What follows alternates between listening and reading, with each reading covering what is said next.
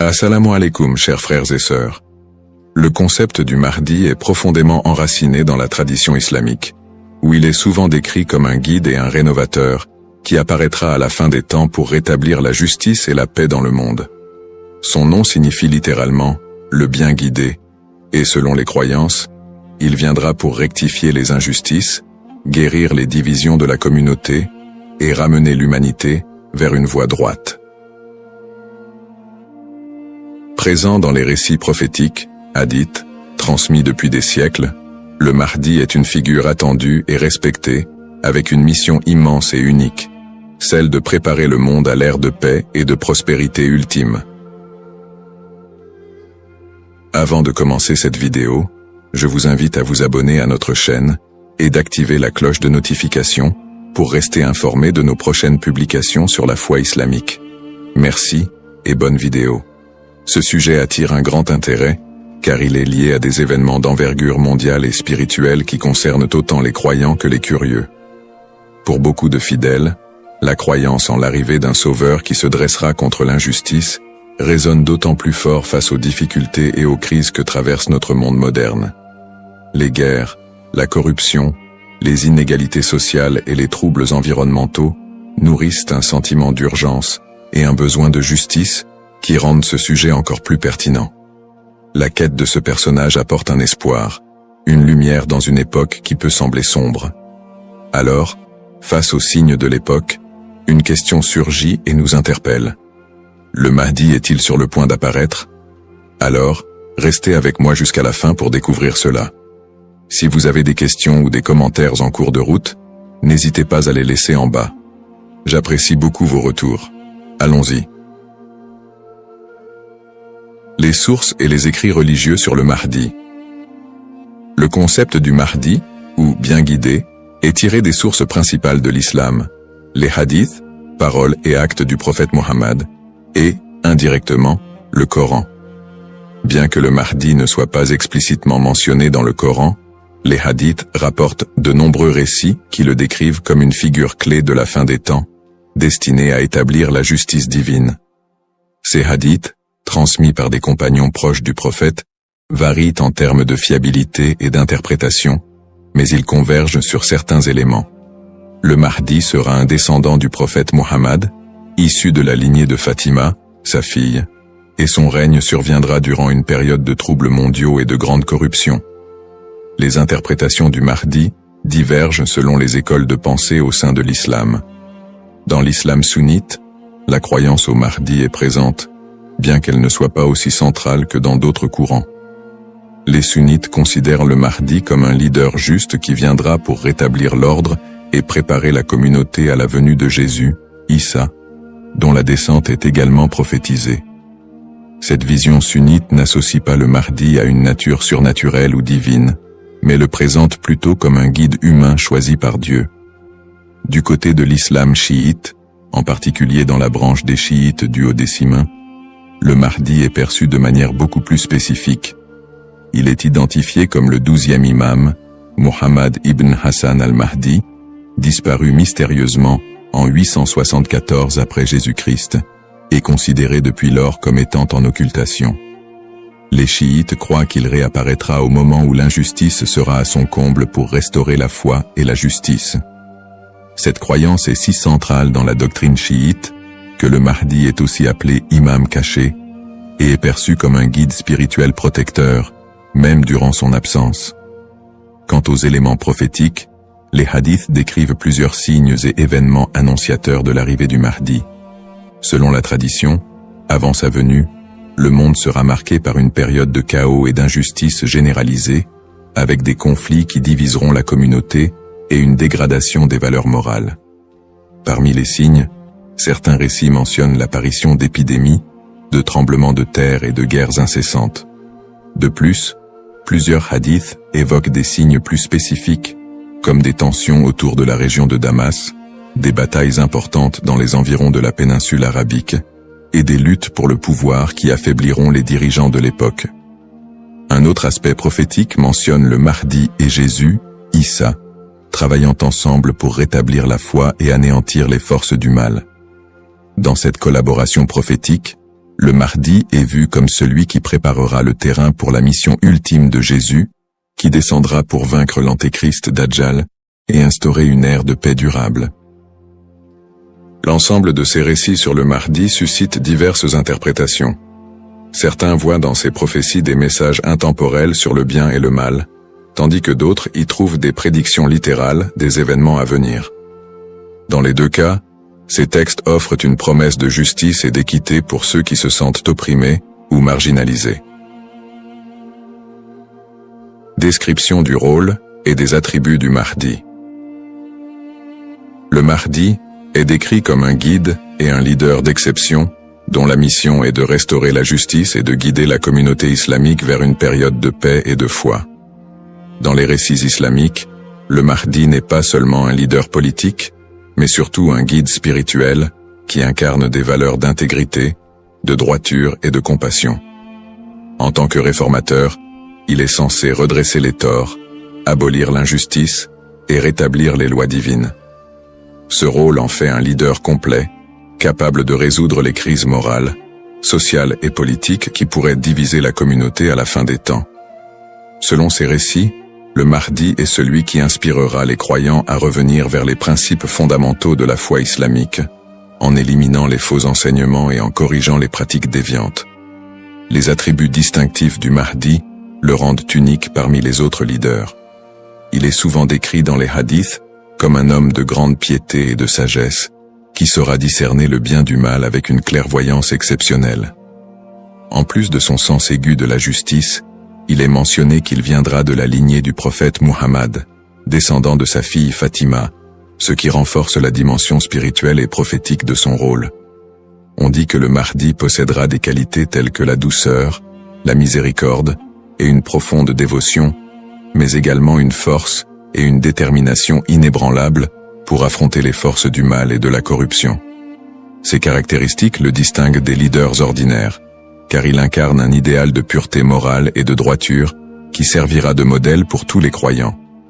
Une des particularités les plus marquantes de la mission du Mahdi est son alignement avec Jésus, Issa, une croyance partagée par de nombreux courants de l'islam. Selon les récits prophétiques, le Mahdi et Jésus travailleront main dans la main pour combattre l'injustice et apporter la paix. La descente de Jésus est un événement prophétisé dans l'islam, et il est dit qu'il priera aux côtés du Mahdi, ce qui symbolise l'unité et l'harmonie entre les deux figures. Jésus aurait pour mission de vaincre l'antéchrist, Dajjal, une force du mal redoutable, tandis que le Mahdi préparera le terrain pour cette confrontation ultime et inspirera les croyants à rester fermes dans leur foi. Cette coopération entre le Mahdi et Jésus est perçue comme un moment d'unité divine, transcendant les différences entre les croyants pour établir une ère de paix durable sur terre. Les signes avant l'apparition du Mahdi. Selon la tradition islamique, l'apparition du Mahdi sera précédée par une série de signes annonciateurs qui se manifesteront sous la forme de troubles sociaux, de corruption et de conflits mondiaux. Ces signes indiquent une période de chaos, d'injustice généralisée et de déclin moral. Les hadiths rapportent que des tensions profondes diviseront les peuples, la richesse sera concentrée entre les mains de quelques-uns, et la moralité sera pervertie, tandis que l'injustice régnera de plus en plus largement. Les systèmes politiques et économiques s'effondreront sous le poids de la corruption et de la cupidité, créant un monde où les valeurs humaines fondamentales seront négligées. L'émergence de ces troubles est vue comme une préparation spirituelle et une alerte pour les croyants, les incitant à renforcer leur foi en attendant l'arrivée d'un sauveur. Signes dans le monde actuel. De nombreux croyants et penseurs voient dans les événements mondiaux actuels des éléments pouvant correspondre à ces signes prophétiques. Les crises économiques et financières, les inégalités sociales grandissantes, les conflits armés qui se multiplient, les crises humanitaires et les catastrophes naturelles sont perçus par certains comme des indicateurs de l'approche de cette période de désordre. Par exemple, les conflits au Moyen-Orient, les guerres civiles, la montée des extrémismes, les catastrophes environnementales et les pandémies récentes sont souvent interprétés comme des manifestations de ce déclin prophétisé. Pour les croyants, Ces phénomènes rappellent les hadiths, qui annoncent des temps d'épreuve avant l'apparition du Mahdi, et renforcent le besoin d'espérer en une figure qui viendrait redresser la situation. Bien que les interprétations varient, l'accélération et la globalisation des crises dans notre monde actuel suscitent des questionnements et poussent certains à envisager l'imminence de l'apparition du Mahdi. Analyse des petits signes et grands signes. Les récits prophétiques distinguent généralement entre les petits signes et les grands signes annonciateurs de la venue du Mahdi. Les petits signes sont des événements ou des tendances qui marquent le début de la fin des temps et se produisent souvent progressivement, tandis que les grands signes sont des événements majeurs et exceptionnels qui précèdent directement l'apparition du Mahdi et de la fin des temps. Petits signes, ces signes incluent la dégradation morale et éthique de la société, la perte des valeurs spirituelles, l'augmentation de la cupidité et de la corruption, et la montée des tensions sociales et des injustices.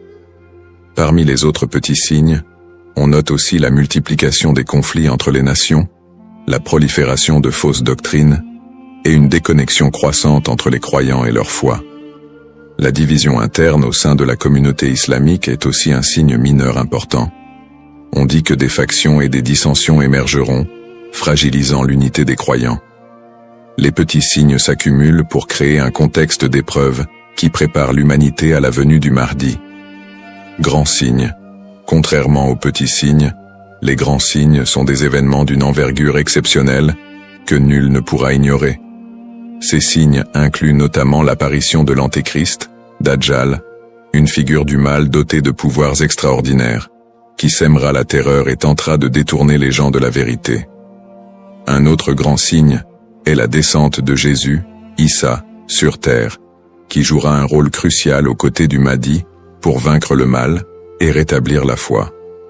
D'autres grands signes comprennent des phénomènes naturels inhabituels, comme des éclipses solaires ou lunaires en des temps imprévus, des tremblements de terre dans des régions spécifiques, et des changements climatiques spectaculaires qui attireront l'attention de l'humanité entière. La venue du Mahdi sera précédée par des signes si frappants qu'ils seront indéniables pour les croyants et non-croyants. Cette distinction entre petits et grands signes aide les croyants à comprendre que, bien que des signes puissent apparaître, il est important de garder un équilibre dans l'interprétation et de ne pas céder à la panique. Ces signes servent de rappel pour renforcer la foi et se préparer spirituellement, sans chercher à deviner précisément le moment de l'apparition du Mahdi, qui reste un mystère connu de Dieu seul. Les différentes perspectives sur le Mahdi. La figure du Mahdi est un concept central dans l'islam, mais elle est perçue de manière différente selon les deux principaux courants que sont l'islam sunnite et chiite. Pour les sunnites, le Mahdi est un leader bien guidé qui apparaîtra avant la fin des temps, pour rétablir la justice et la paix dans un monde en proie à la corruption et au désordre. La croyance au Mahdi est présente chez les sunnites, mais elle n'est pas aussi centrale que pour les chiites, et elle n'est pas strictement codifiée dans les textes fondamentaux. Les sunnites voient le Mahdi comme un homme ordinaire, choisi par Dieu, qui viendra guider la communauté musulmane, mais ils ne l'identifient pas comme une figure spécifique, ni comme une figure en occultation. Du côté de l'islam chiite, en particulier dans la branche des chiites duodécimains, le Mahdi revêt une importance plus profonde et spécifique.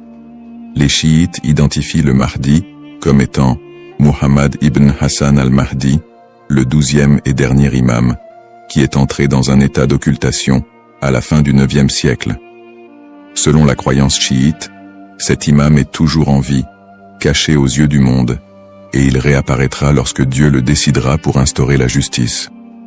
Cette conception du Mahdi comme imam caché fait partie intégrante de la théologie chiite, qui voit en lui un guide spirituel et protecteur, même en son absence, et qui joue un rôle central dans l'attente messianique de la communauté chiite. Les visions contemporaines et divergentes. Dans le contexte actuel, le concept du Mahdi suscite des interprétations modernes et divergentes. Certaines visions apocalyptiques, souvent influencées par des contextes politiques ou sociaux, voient le Mahdi comme une figure de résistance contre l'oppression mondiale et un symbole de libération face aux injustices contemporaines. Dans des contextes marqués par des conflits ou des crises, certains groupes mettent en avant l'imminence de son apparition pour renforcer l'engagement religieux ou politique, parfois en interprétant les signes prophétiques de manière littérale pour justifier certaines actions. L'espoir en un avenir où les conflits, les inégalités et les désastres seraient remplacés par un monde plus harmonieux, donne un sens à la foi des croyants, les incitant à lutter pour une vie conforme aux valeurs de justice et de compassion, en attendant l'apparition de celui qui rétablira l'ordre et la paix. Les risques de la surinterprétation et des faux messies. L'attente de l'apparition du Mahdi, figure de justice et de paix, est une croyance profondément ancrée dans la foi musulmane. Cependant, cette croyance peut aussi engendrer des risques de surinterprétation et de malentendus, notamment avec l'émergence de faux prétendants se proclamant Mahdi. Au fil de l'histoire, des individus se sont déjà déclarés être le Mahdi, attirant des adeptes et suscitant des mouvements religieux parfois déstabilisateurs. Ces faux messies, en exploitant la ferveur des croyants, peuvent conduire à des troubles, des tensions communautaires, voire des conflits. Dans certains cas, ces prétendants cherchent à renforcer leur pouvoir personnel ou à gagner en influence, provoquant des conséquences potentiellement dévastatrices pour les communautés qui les suivent. Leur influence peut diviser les croyants, générer des violences, et même entraîner des catastrophes humanitaires si ces mouvements sont militarisés ou extrémistes. Un autre risque important est la manipulation des croyances autour du Mahdi par des groupes ou individus mal intentionnés. Certains mouvements exploitent cette croyance pour recruter des fidèles ou justifier leurs actions, en interprétant les signes prophétiques de manière alarmiste ou sensationnaliste. Ils s'appuient sur l'idée de l'apparition imminente du Mahdi pour attiser les peurs ou rallier des gens à leur cause, souvent en faveur d'intérêts politiques ou idéologiques. Dans des contextes de crise, cette manipulation peut entraîner des mobilisations massives et inciter des personnes à adopter des positions extrêmes, créant ainsi un climat de méfiance et d'instabilité. Face à ces dérives, l'importance du discernement est cruciale. Il est essentiel pour les croyants de faire preuve de prudence et de retenue dans l'interprétation des signes et des prophéties. La tradition islamique recommande de rester vigilant, car seul Dieu connaît le moment précis de l'apparition du Mahdi.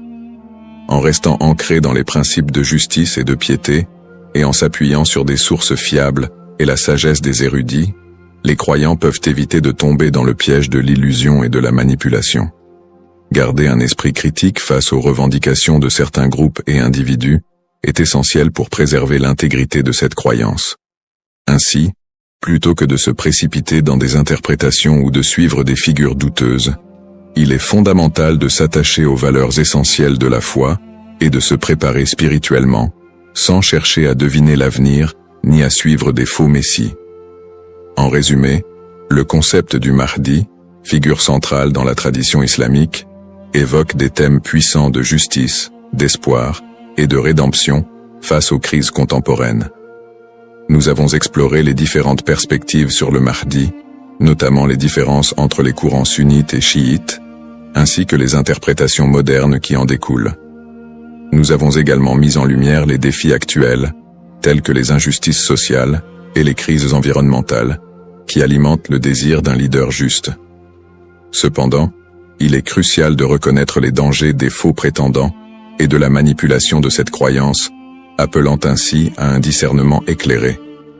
En cette ère d'incertitude, il est essentiel de réfléchir à notre propre rôle dans la quête de justice et de paix. Chacun de nous a la capacité d'agir, d'inspirer le changement et de travailler à créer un monde meilleur, même à petite échelle. La question demeure: sommes-nous proches de la venue du Mahdi? Cette interrogation nous engage à réfléchir sur nos croyances et nos actions, et à envisager comment nous pouvons contribuer à un avenir empreint de justice et d'équité. Nous vous encourageons à partager vos réflexions et expériences sur le sujet dans les commentaires ci-dessous. Quelles sont vos pensées sur le Mahdi et son rôle dans notre monde contemporain? N'oubliez pas de vous abonner à notre chaîne pour plus de contenu inspirant et engageant sur des thèmes spirituels et sociaux. Votre voix compte et ensemble, nous pouvons œuvrer pour un monde plus juste. Cependant, D'autres approches modernes se concentrent sur une interprétation plus spirituelle et morale du Mahdi, considérant son apparition comme une métaphore pour inciter les croyants à rétablir la justice dans leur propre vie et à renforcer leur engagement spirituel. Ces visions contemporaines voient la venue du Mahdi non pas comme un événement littéral, mais comme un rappel constant de la nécessité de l'équité, de la bonté et de la piété. Dans cette perspective, le Mahdi représente une lumière spirituelle qui inspire les croyants à lutter contre les injustices, qu'elles soient personnelles, sociales ou morales. Le Mahdi dans le monde non musulman. La figure du Mahdi trouve également des échos dans le monde non musulman, où d'autres cultures et religions partagent le concept d'un sauveur ou d'un messie qui apparaîtra à la fin des temps pour instaurer la paix. Par exemple, dans le christianisme, il existe l'attente de la seconde venue de Jésus-Christ, qui est perçu comme un sauveur destiné à rétablir le royaume de Dieu sur terre. Les similitudes avec l'apparition du Mahdi, notamment en ce qui concerne le rôle de Jésus comme allié, créent des ponts entre les deux traditions et alimentent un intérêt interreligieux autour de la fin des temps. Dans le judaïsme, la croyance en la venue d'un Messie est également présente, avec l'idée qu'il viendra rassembler le peuple d'Israël et instaurer une ère de paix et de justice. Bien que les concepts diffèrent, on retrouve des thèmes similaires d'attente, de restauration et de paix qui rappellent le rôle du Mahdi dans l'islam. Ces parallèles entre les croyances de diverses religions montrent l'universalité du désir d'un redresseur ou d'un guide qui puisse apporter un équilibre face au désordre du monde. Cette notion d'un messie ou d'un sauveur transcende les frontières religieuses et offre une perspective plus large sur l'espoir universel de paix et de justice. En somme, bien que le Mahdi soit une figure principalement islamique, les similitudes entre les concepts de sauveur dans différentes cultures et religions révèlent un besoin humain universel d'espérer en un futur meilleur et en la venue d'une figure capable de rassembler et de rétablir l'équilibre dans un monde souvent divisé et tumultueux. Les défis contemporains et le besoin de justice.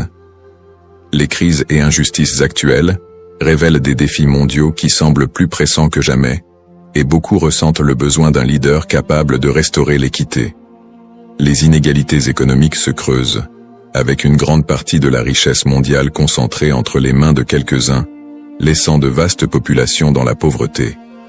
Cette fracture sociale amplifie le sentiment d'injustice, nourri par des systèmes économiques et politiques qui peinent à répondre aux besoins des plus vulnérables. Parallèlement, les conflits armés et les guerres persistent dans plusieurs régions du monde, notamment au Moyen-Orient, en Afrique et en Asie, déchirant des communautés entières et causant des crises humanitaires majeures. Ces conflits sont souvent alimentés par des intérêts politiques, ethniques ou économiques, aggravant la souffrance des populations civiles. Dans ce contexte, l'absence de solutions pacifiques et durables renforce l'impression d'une profonde injustice et crée un climat de désespoir. Le réchauffement climatique et ses effets sont un autre défi majeur de notre époque. Les catastrophes naturelles, de plus en plus fréquentes et destructrices, frappent souvent les populations les plus défavorisées, mettant en évidence l'injustice écologique à l'échelle mondiale. La déforestation, la pollution et l'exploitation des ressources naturelles entraînent des conséquences irréversibles pour la planète, affectant les générations présentes et futures. Ces problèmes illustrent une urgence collective, qui rappelle combien il est difficile de trouver des solutions justes et équitables dans un monde souvent dominé par des intérêts individuels. Face à ces crises, la croyance en l'arrivée d'une figure de justice, comme le Mahdi, apporte espoir et inspiration pour de nombreux croyants. Cette attente d'un leader juste qui restaurera l'équité n'est pas seulement un concept théologique, elle représente une source d'espoir pour ceux qui se sentent impuissants devant les injustices du monde. La croyance en un Mahdi qui viendrait pour redresser les torts, protéger les opprimés et instaurer la paix répond à un besoin universel d'espérer en des jours meilleurs. En imaginant un futur dirigé par un guide spirituel et juste, les croyants trouvent la motivation de persévérer malgré les difficultés actuelles. Cette figure du Mahdi symbolise la promesse que l'injustice ne triomphera pas éternellement et que l'équilibre et la paix sont possibles, même si les défis actuels semblent insurmontables.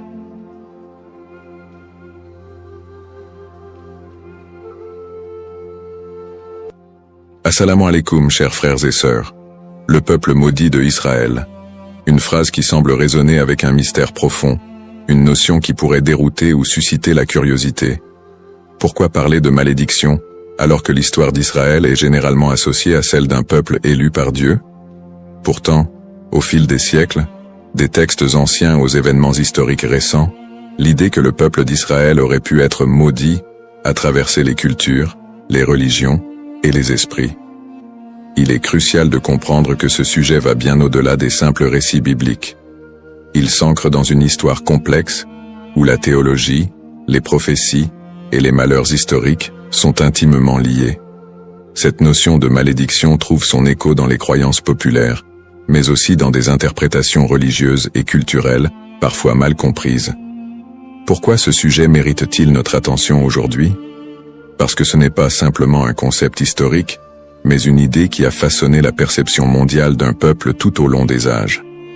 Pour bien saisir la portée de cette notion, il est indispensable de remonter aux sources historiques et religieuses, de comprendre le contexte dans lequel ces croyances ont émergé, et de démêler les faits des mythes. Le terme de peuple maudit a souvent été utilisé dans divers contextes pour parler du peuple d'Israël, mais que signifie-t-il réellement? Dans la Bible, en particulier dans l'Ancien Testament, les relations entre le peuple hébreu et Dieu sont parfois marquées par des promesses de bénédiction, mais aussi des avertissements de malédiction en cas de désobéissance. Dans le livre du Deutéronome, par exemple, Dieu promet des bénédictions à Israël s'ils obéissent à ses commandements, mais il y a également des malédictions redoutables s'ils s'en écartent. Parmi ces malédictions, on trouve des prophéties qui parlent d'exil, de souffrance et de dispersion à travers le monde. Ces passages ont alimenté des siècles d'interprétations théologiques, renforçant l'idée que certaines périodes de souffrance du peuple juif pourraient être vues comme des châtiments divins. Au-delà de la Bible, l'histoire du peuple d'Israël, marquée par les conquêtes, les destructions, l'exil et les persécutions, a renforcé cette image d'un peuple qui porte un poids historique lourd. Depuis la destruction du premier et du second temple de Jérusalem, en passant par les diasporas forcées, jusqu'aux tragédies plus récentes comme la Shoah, beaucoup ont vu dans ces événements des échos de ces anciennes malédictions bibliques. Mais ces interprétations ne sont pas uniquement religieuses. Elles se sont parfois transformées en idéologie politique et sociale. La perception négative et les stéréotypes autour du peuple juif au cours de l'histoire ont souvent renforcé cette idée de malédiction, parfois utilisée pour justifier des discriminations et des persécutions. La notion de peuple maudit a ainsi été instrumentalisée à travers les siècles. Avant de commencer cette vidéo, n'oubliez pas de liker cette vidéo, car cela nous donne beaucoup de force pour continuer à partager du contenu bénéfique. Et je vous invite à vous abonner à notre chaîne et d'activer la cloche de notification pour rester informé de nos prochaines publications sur la foi islamique. Merci et bonne vidéo. L'objectif de cette vidéo est d'analyser et de comprendre cette idée complexe et souvent mal interprétée de peuple maudit. Quelles en sont les racines historiques, religieuses et sociales? Comment a-t-elle évolué au fil du temps, et pourquoi est-elle encore parfois utilisée pour expliquer des événements tragiques dans l'histoire du peuple juif? Alors, restez avec moi jusqu'à la fin pour découvrir cela. Si vous avez des questions ou des commentaires en cours de route, n'hésitez pas à les laisser en bas. J'apprécie beaucoup vos retours. Allons-y. Au cours de cette vidéo, nous allons explorer les textes religieux qui évoquent cette malédiction, en particulier la Bible et d'autres écrits anciens. Revisiter les grandes étapes de l'histoire d'Israël, de l'époque biblique jusqu'à nos jours, pour comprendre comment ces événements ont pu renforcer cette idée dans les esprits. Discuter des interprétations théologiques de ces malédictions, et comment elles ont été perçues par différentes religions et cultures à travers le monde. Démystifier cette notion en explorant les aspects symboliques et les récupérations idéologiques qui ont façonné cette image négative. Cette exploration vous permettra de comprendre les tenants et aboutissants de cette idée profondément enracinée dans l'histoire de l'humanité. Il est important de ne pas se laisser emporter par des idées simplistes, mais de creuser la profondeur de ce concept pour en dégager des vérités historiques et spirituelles. Origine d'Israël. L'histoire du peuple israélite débute avec les récits bibliques de la Genèse, où Dieu promet à Abraham, un patriarche hébreu, qu'il deviendra le père d'une grande nation. Cette promesse divine est le point de départ de la formation du peuple d'Israël. Selon la tradition, Abraham, Isaac, son fils, et Jacob, son petit-fils, sont les ancêtres directs de ce peuple, souvent appelés les patriarches. Jacob, après avoir lutté avec un ange, reçoit de Dieu un nouveau nom, Israël, et ses descendants sont appelés les Israélites. Le livre de l'Exode raconte l'histoire de la libération du peuple hébreu de l'esclavage en Égypte sous la direction de Moïse. C'est un moment fondamental dans l'histoire d'Israël, où Dieu scelle une alliance avec les Israélites au mont Sinaï. Dieu y remet les 10 commandements à Moïse, posant ainsi les bases des lois morales et religieuses qui guideront le peuple élu. Cette alliance est une promesse de protection divine en échange de l'obéissance aux lois de Dieu. À partir de là, Israël se constitue progressivement en nation, après la conquête de la terre promise sous Josué. Cette période est marquée par des hauts et des bas, alors que les Israélites tentent de rester fidèles à leur alliance avec Dieu. Toutefois, au fil des siècles, leur histoire est ponctuée d'infidélités religieuses, de guerres et de conquêtes par d'autres puissances, ce qui engendrera l'accomplissement de certaines prophéties de malédiction. Les prophéties et les malédictions. Dans l'Ancien Testament, en particulier dans le Deutéronome, Dieu fait à Israël des promesses de bénédiction conditionnelles à leur fidélité, mais également des avertissements de malédiction en cas de désobéissance. Le chapitre 28 du Deutéronome est l'un des textes clés qui évoque les conséquences potentielles de l'infidélité. Dieu promet prospérité et paix si le peuple respecte ses commandements, mais des malédictions terribles en cas de rébellion. Les malédictions incluent des catastrophes naturelles, des défaites militaires, des maladies, et finalement, l'exil et la dispersion parmi les nations étrangères. Parmi les prophètes qui ont développé cette idée de malédiction, Ézéchiel et Jérémie sont 2 figures centrales. Ézéchiel, actif pendant l'exil babylonien, insiste sur le lien entre l'exil du peuple et leur transgression. Il prophétise que la destruction de Jérusalem et l'exil sont des punitions divines pour l'injustice sociale, l'idolâtrie et l'infidélité religieuse du peuple. Toutefois, il apporte aussi un message d'espoir.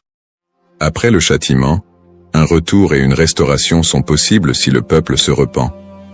Jérémie, qui vécut également durant la chute de Jérusalem en 586 avant Jésus-Christ, avertit constamment le peuple des malheurs à venir s'il ne se détourne pas de l'idolâtrie et des injustices.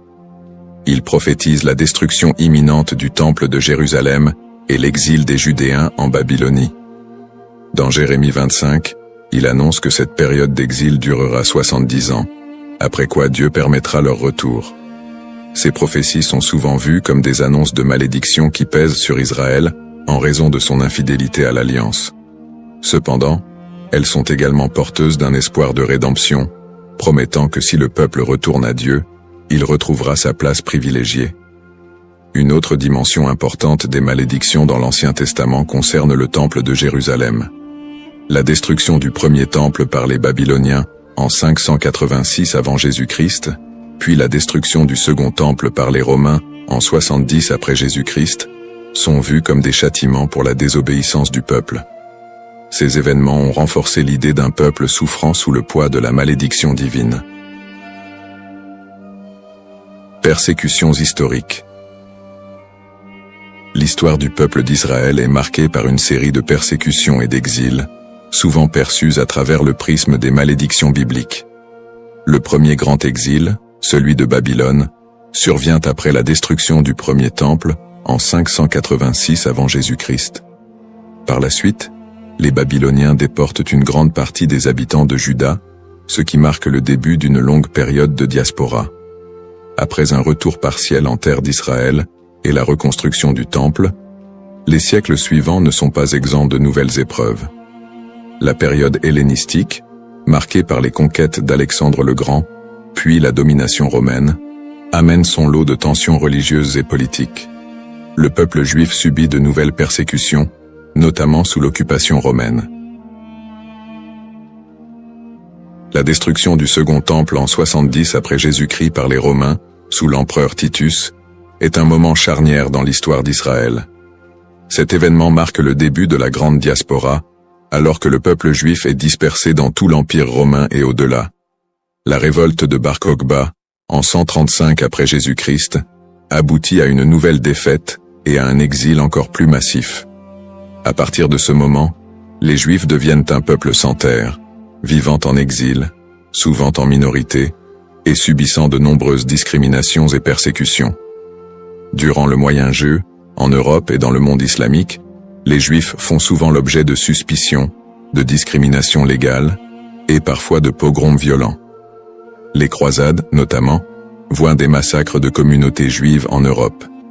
Les expulsions des Juifs d'Espagne, en 1492, et du Portugal en 1497, sont d'autres exemples de persécutions qui renforcent cette idée de malédiction. Dans ces périodes sombres, beaucoup d'historiens et de penseurs juifs eux-mêmes ont cherché à comprendre ces souffrances à travers les textes sacrés. Pour certains, ces malheurs étaient perçus comme la continuation des malédictions prononcées dans l'Ancien Testament. Pourtant, ces périodes de souffrance ne sont pas uniquement interprétées comme des châtiments divins, mais aussi comme des épreuves à travers lesquelles le peuple d'Israël serait purifié ou préparé à une rédemption future. Le 19e et le 20e siècle ne font qu'amplifier ces tragédies, avec l'émergence de l'antisémitisme moderne, culminant dans l'horreur de la Shoah, qui a vu l'extermination systématique de 6 millions de Juifs pendant la Seconde Guerre mondiale. Une telle catastrophe, d'une ampleur sans précédent, a profondément marqué l'identité juive et soulevé des questions sur le sens de cette souffrance historique. Conclusion du contexte historique. L'histoire du peuple d'Israël, tissée de moments de gloire, d'alliances divines, mais aussi de malédictions et de souffrances, reste une des plus complexes et des plus riches de l'humanité. Les prophéties bibliques de malédiction, les exils répétés, les destructions de lieux sacrés et les persécutions à travers les siècles ont façonné la perception du peuple juif, tant de leur propre point de vue que de celui des autres nations. Le concept de peuple maudit, les bases théologiques, l'idée de malédiction dans les textes religieux, en particulier dans la tradition judéo-chrétienne, est un concept riche et complexe. Les malédictions sont souvent prononcées par Dieu en réponse à l'infidélité ou à l'injustice du peuple. Dans la Bible, notamment dans le livre du Deutéronome, Dieu promet des bénédictions à Israël pour leur obéissance, mais aussi des malédictions en cas de désobéissance. Ces malédictions incluent des souffrances, des exils et d'autres calamités, illustrant le caractère conditionnel de l'alliance entre Dieu et son peuple. La distinction entre malédiction divine et humaine est essentielle. Les malédictions divines, souvent exprimées par des prophètes, sont vues comme des conséquences directes de l'action humaine contre les commandements divins. En revanche, les malédictions humaines peuvent découler de superstitions, de croyances populaires ou d'anathèmes lancés par des individus ou des groupes en réponse à des actes perçus comme immoraux. Cette différence met en lumière le rôle de la responsabilité humaine dans la réception de ces malédictions. Les prophètes, tels qu'Ézéchiel et Jérémie, jouent un rôle crucial dans la communication de ces malédictions. Leur message souligne que ces châtiments ne sont pas simplement des expressions de colère divine, mais des appels à la repentance et à la restauration. Ce cadre théologique souligne que les malédictions ne sont pas définitives et que le retour à la foi peut conduire à des bénédictions renouvelées. Malédiction et mythe. La notion de malédiction attachée au peuple d'Israël a donné lieu à de nombreuses interprétations populaires et mythes au cours des siècles. Dans les traditions chrétiennes et islamiques, des récits sur le peuple juif ont souvent été associés à des idées de punition divine. Ces interprétations, parfois teintées d'hostilité, ont conduit à la propagation de stéréotypes négatifs.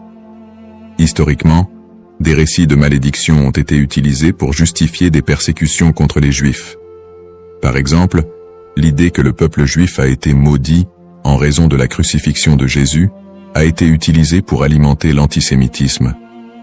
Ces interprétations ont pris racine dans des contextes sociopolitiques où le peuple juif était perçu comme un bouc émissaire lors de périodes de crise ou de bouleversements sociaux. La manière dont ces malédictions ont été comprises et transmises à travers les siècles a également façonné les perceptions collectives du peuple juif. Les récits de souffrance et de malédiction ont souvent été amalgamés dans la culture populaire, créant un imaginaire collectif qui persiste jusqu'à aujourd'hui. Cette dynamique entre malédiction et mythe a ainsi contribué à la stigmatisation du peuple juif à travers l'histoire. Analyse moderne. Dans le contexte moderne, le concept de peuple maudit a pris des formes variées et a été réinterprété sous différents angles. L'antisémitisme historique, qui a trouvé ses racines dans ces idées de malédiction, demeure une réalité dans de nombreuses sociétés. Les stéréotypes associés à la malédiction continuent d'alimenter des préjugés, parfois de manière insidieuse, dans le discours contemporain. Cependant, avec l'essor des mouvements de droits civiques et des études critiques sur l'antisémitisme, il y a eu une tentative de déconstruire cette notion de malédiction. Des intellectuels et des théologiens contemporains cherchent à recontextualiser les récits bibliques en mettant en avant le message de rédemption et de justice qui les sous-tend. L'idée que les souffrances du peuple juif sont uniquement le résultat de la malédiction divine est de plus en plus contestée, au profit d'une approche qui valorise la résilience et l'identité culturelle du peuple juif. De plus, dans le cadre des dialogues interreligieux, il est crucial de dépasser les interprétations qui associent la souffrance à une malédiction éternelle. Les traditions religieuses sont de plus en plus appelées à collaborer pour combattre les préjugés et promouvoir la compréhension mutuelle. Dans ce contexte, le concept de malédiction est réévalué, non pas comme une fatalité, mais comme une occasion de réflexion sur les injustices sociales et historiques. En somme, le concept de peuple maudit est profondément ancré dans l'histoire religieuse et culturelle.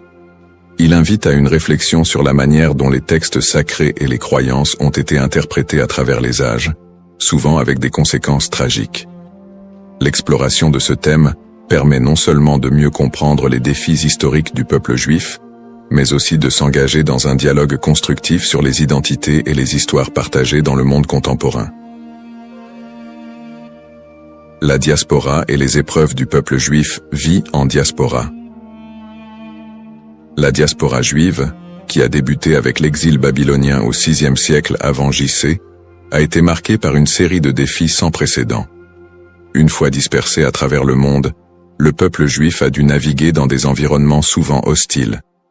Les communautés juives ont fait face à des persécutions, à des migrations forcées et à la ghettoisation, qui ont toutes contribué à forger leur identité collective. Dans de nombreux pays, les Juifs étaient considérés comme des étrangers, souvent sujets à la méfiance et à la stigmatisation. Dans l'Europe médiévale, par exemple, ils étaient fréquemment accusés de diverses calamités, comme la peste noire, et ont été victimes de violences antisémites.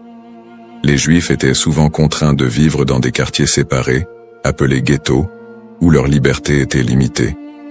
Cette ghettoisation a servi à isoler les communautés juives, créant un environnement d'exclusion qui a renforcé les stéréotypes négatifs. Les migrations forcées ont également eu un impact considérable sur la vie juive en diaspora. Des expulsions massives, comme celle des Juifs d'Espagne en 1492, ont conduit à une dispersion rapide vers des régions comme l'Empire ottoman, le nord de l'Afrique et plus tard les Amériques. Ces déplacements ont souvent été motivés par des conditions de vie insupportables et des menaces physiques, mais ils ont également permis aux Juifs de préserver et d'adapter leur culture dans de nouveaux contextes. Malgré ces défis, les communautés juives ont réussi à maintenir leurs traditions et à s'adapter aux réalités locales. Elles ont développé des réseaux de solidarité, créant des institutions éducatives et religieuses pour assurer la transmission de leur héritage culturel et spirituel. Cette résilience face à l'adversité est une caractéristique marquante de l'expérience juive en diaspora. Les pogroms et l'Holocauste. Les pogroms, qui ont commencé en Europe à partir du IXe siècle, illustrent la violence persistante à laquelle les Juifs ont été confrontés. Ces émeutes violentes souvent encouragés par des autorités locales, ont mené à des massacres, à des pillages et à des destructions de synagogues. Un des pogroms les plus connus est celui de Kitchinev en 1903, qui a entraîné la mort de dizaines de Juifs et laissé des centaines d'autres blessés. Le XXe siècle a vu la tragédie de l'Holocauste, un génocide qui a coûté la vie à 6 millions de Juifs pendant la Seconde Guerre mondiale. Les nazis ont systématiquement exterminé les Juifs européens, mettant en place des camps de concentration et d'extermination. Malgré ces persécutions violentes, de nombreuses histoires de survie émergent, mettant en lumière le courage et la détermination du peuple juif. Des groupes de résistance, des réseaux de sauvetage et des actes de bravoure individuels témoignent de la volonté de maintenir l'humanité et la dignité face à l'inhumanité. L'Holocauste a laissé une empreinte indélébile sur la mémoire collective juive. Les survivants ont dû reconstruire leur vie dans un monde souvent indifférent à leurs souffrances. Cette tragédie a également catalysé des mouvements politiques qui ont conduit à la création de l'État d'Israël en 1948, un point tournant dans l'histoire juive moderne. Lutte pour l'identité et la terre promise. Les épreuves subies par le peuple juif en diaspora ont profondément influencé son identité collective. Face à l'adversité, une identité juive résiliente a émergé, mêlant traditions séculaires, pratiques religieuses et un sentiment d'appartenance à une histoire commune. Cette lutte pour la survie a également renforcé un lien indéfectible avec la terre d'Israël, considérée comme la terre promise dans la tradition juive. Ce lien a été ravivé tout au long de l'histoire, notamment lors des mouvements sionistes du XIXe et du XXe siècle, qui ont cherché à établir un foyer national juif en Palestine. Pour de nombreux juifs, la terre d'Israël représente non seulement un lieu géographique, mais également un symbole de liberté, d'identité et d'unité. Les événements tragiques de l'histoire juive, comme l'Holocauste, ont également renforcé l'urgence de cette quête, suscitant un mouvement pour un retour à la terre d'Israël.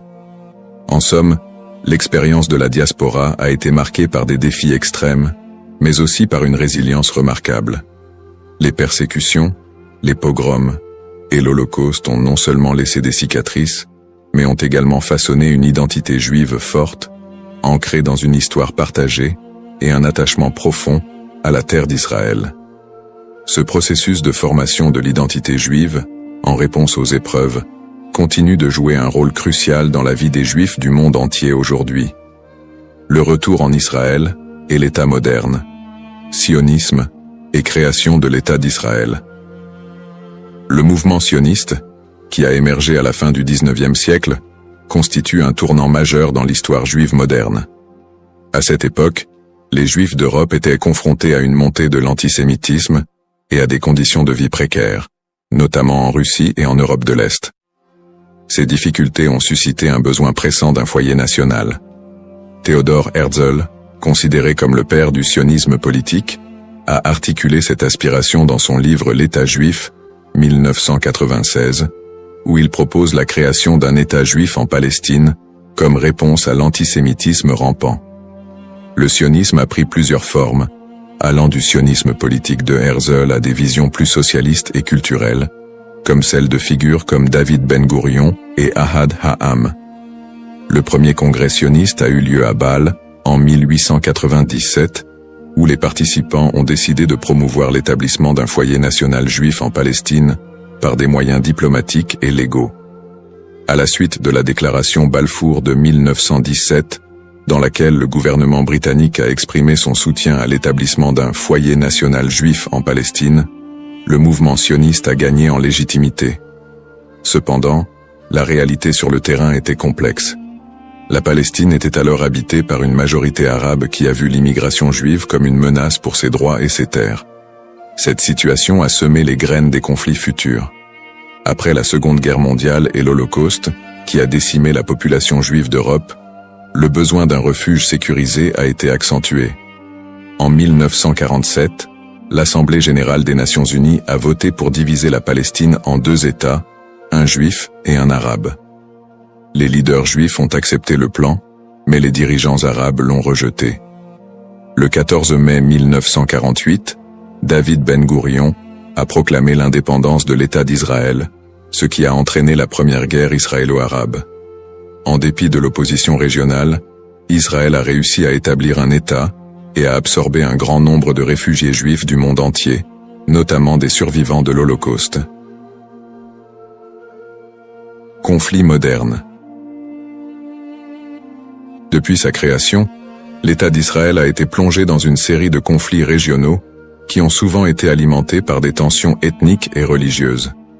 Les guerres avec les pays arabes voisins, notamment les guerres de 1948, 1967 et 1973, ont défini les frontières et les relations diplomatiques de l'État moderne. Les tensions avec les populations palestiniennes ont également été une source constante de conflits, culminant avec les intifadas des années 1980 et 2000, où des soulèvements populaires ont éclaté en réponse à l'occupation israélienne des territoires palestiniens. Le conflit israélo-palestinien est un point focal des tensions au Moyen-Orient, où des questions de droits territoriaux, d'autodétermination et de sécurité se croisent. Les territoires de la Cisjordanie et de Gaza sont devenus des symboles de la lutte pour la reconnaissance et la dignité des Palestiniens. Les colonies israéliennes en Cisjordanie et les conditions de vie à Gaza ont engendré des critiques internationales et des tensions croissantes. Sur le plan religieux, les sites sacrés tels que Jérusalem revêtent une signification particulière pour les Juifs, les chrétiens et les musulmans, exacerbant les conflits. L'accès aux lieux saints est souvent un point de discorde, avec des épisodes de violence autour du mont du Temple et du dôme du Rocher. Peut-on encore parler d'un peuple maudit aujourd'hui? La question de savoir si l'on peut encore parler d'un peuple maudit aujourd'hui mérite d'être examinée sous différents angles. D'une part, le peuple juif a par moments été perçu comme victime d'une malédiction, surtout dans le contexte des souffrances historiques, des persécutions et de l'Holocauste. Cette perception s'est parfois traduite par des stéréotypes négatifs et un antisémitisme durable qui persistent encore dans certaines sociétés contemporaines. D'autre part, l'idée de peuple maudit ne rend pas pleinement compte de la résilience, de l'innovation et des contributions culturelles des Juifs à la société mondiale. Après des siècles de persécution, les Juifs ont réussi à établir un État souverain, à revitaliser leur culture et à jouer un rôle significatif dans divers domaines tels que la science, l'art et la politique. Cette renaissance culturelle et nationale contredit l'idée d'une malédiction éternelle. Aujourd'hui, beaucoup de Juifs se définissent non pas par leurs souffrances passées, mais par leur identité culturelle et leur engagement envers des valeurs de justice, de paix et de coexistence. L'État d'Israël, bien qu'encore confronté à des défis internes et externes, est un symbole de survie et de détermination pour de nombreux Juifs dans le monde. Ainsi, plutôt que de voir le peuple juif à travers le prisme d'une malédiction, il est plus approprié de reconnaître la complexité de son histoire, marquée par des luttes et des triomphes, et d'appréhender la diaspora juive comme une histoire d'espoir, de résilience et de quête d'identité.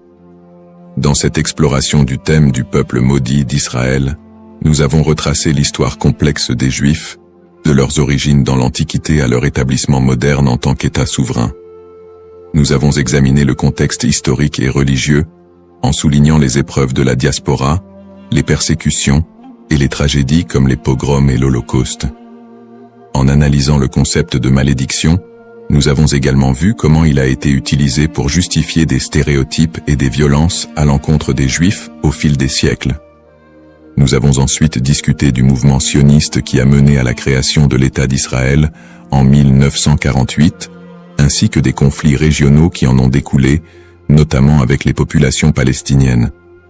Ces tensions, alimentées par des enjeux historiques, ethniques et religieux, continuent de façonner la réalité actuelle du pays. En réfléchissant à l'évolution du terme « maudit », il est crucial de reconnaître qu'il a souvent été employé de manière péjorative pour désigner le peuple juif et justifier des injustices.